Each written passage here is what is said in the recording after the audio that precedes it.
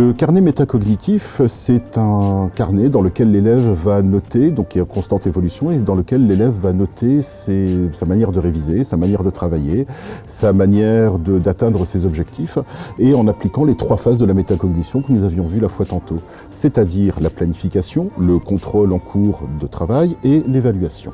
Le carnet métacognitif aide à améliorer la conscience de soi, la motivation, parce que l'élève se rend compte de là où il est précisément, le chemin qui lui reste à parcourir, et il mesure les efforts entrepris, les points positifs, et ça lui permet aussi de bien visualiser ce qu'il reste à faire.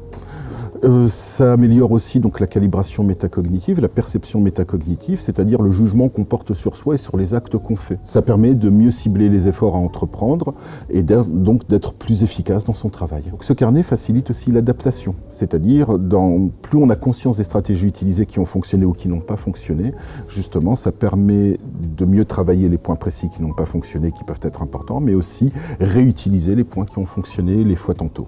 Le carnet métacognitif s'utilise très simplement. Il reprend les 3 phases que nous avions évoquées. Dans la phase de planification, il faut noter ses objectifs, des objectifs très précis en termes de savoir-être, savoir-faire ou savoir.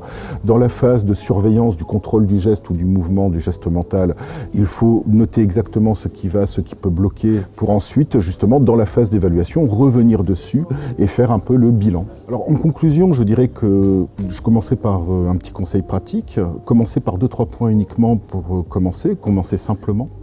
Si les tâches sont complexes, réduisez-les.